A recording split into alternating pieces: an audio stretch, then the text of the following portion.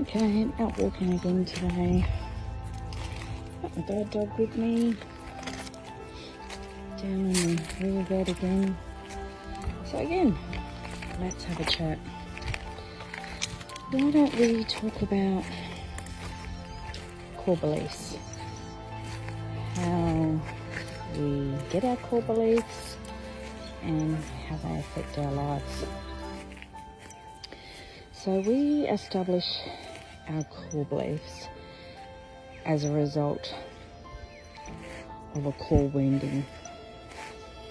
Now, core wounding is something that has happened way back when you decided that as you were, you weren't good enough. And you had to change the way you acted, the way you behaved, in order to be accepted by your pack, which, are your parents, your caregivers, for your survival, because we need to be accepted by our pack. If we don't, we'll be kicked out of our pack and we won't survive. So it's really a survival thing.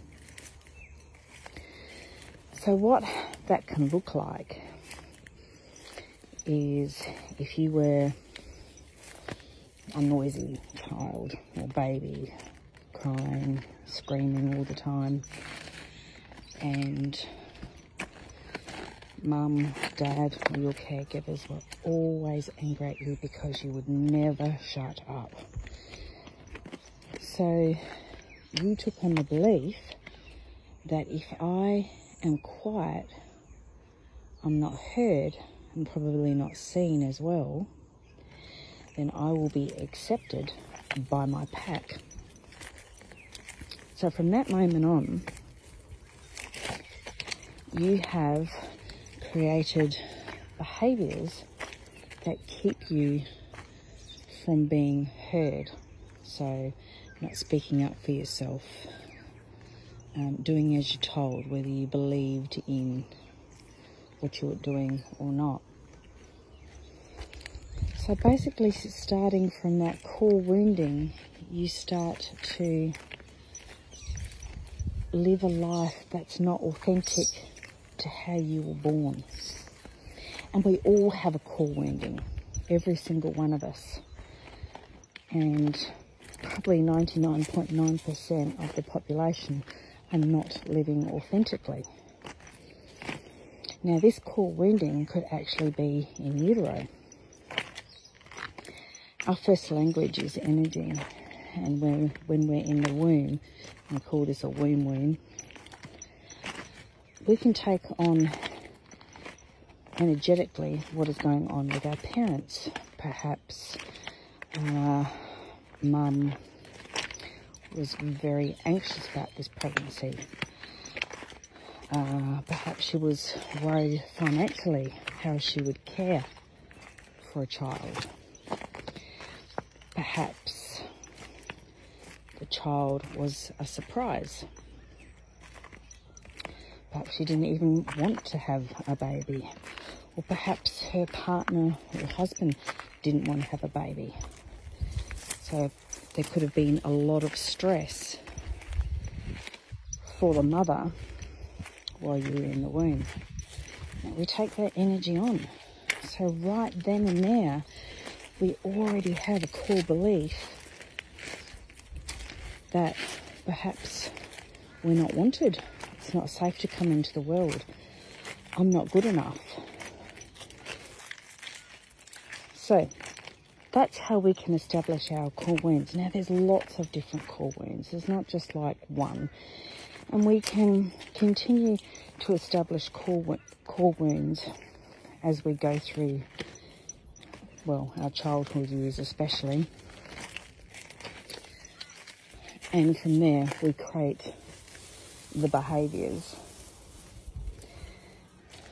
that create our life, pretty much. Oops, I tripped then. So if we believe that we shouldn't be seen or heard, that is the life that we are going to create. We are going to create a life where we will not be seen or heard in relationships, our partner might not ever listen to us, might not see us for who we are. In the workplace, you're not seen or heard. You just do your work. So you're always doing things that potentially keep you hidden away. You're there, people see you, physically see you, but they don't see you. And because that is our belief system, and what we perceive is the belief that is going to keep us safe, our unconscious is going to do everything to keep us safe. It is going to win over everything because its job is to keep you alive. So if your core belief is that I don't deserve to be seen or heard, your unconscious will create that life so that you are not seen and heard. And it doesn't matter what you consciously think. You might be thinking, oh yeah, but I am seen and heard. I speak up for myself, I do this and that. Well, you don't. Because unconsciously, remembering again, that runs our systems, the unconscious, keeps us breathing and our heart beating.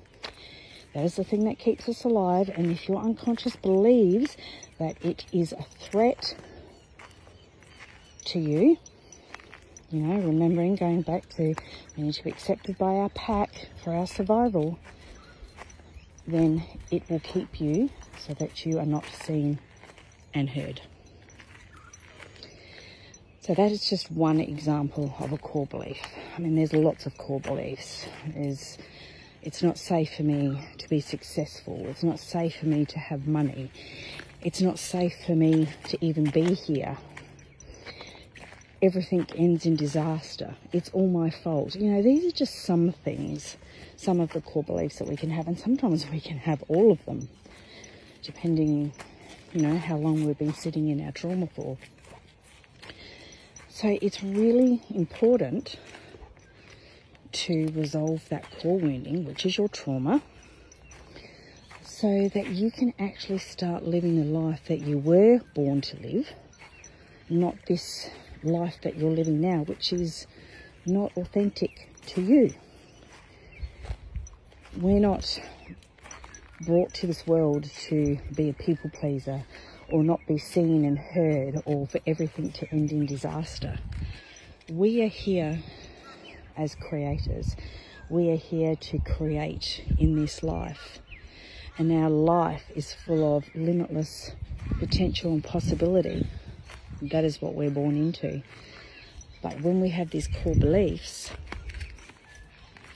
they take over and we live a life that keeps us small, keeps us from living that life that we're meant to live, living a life that is to our full potential, which is really sad because most of us are living like that.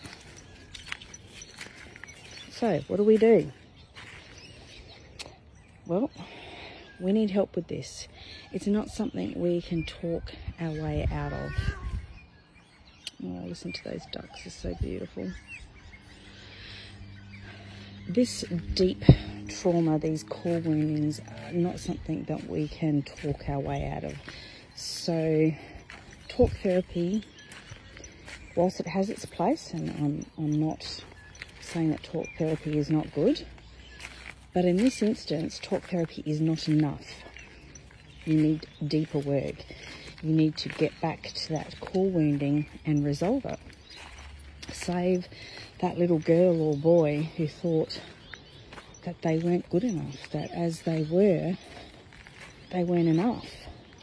And in order to be safe and survive, they had to change who they were. So we have to go back and we have to save that younger you and let that younger you know that they're safe now and it's over and you're taking over now as the adult. Because when we're sitting in trauma, your mind and body actually believes that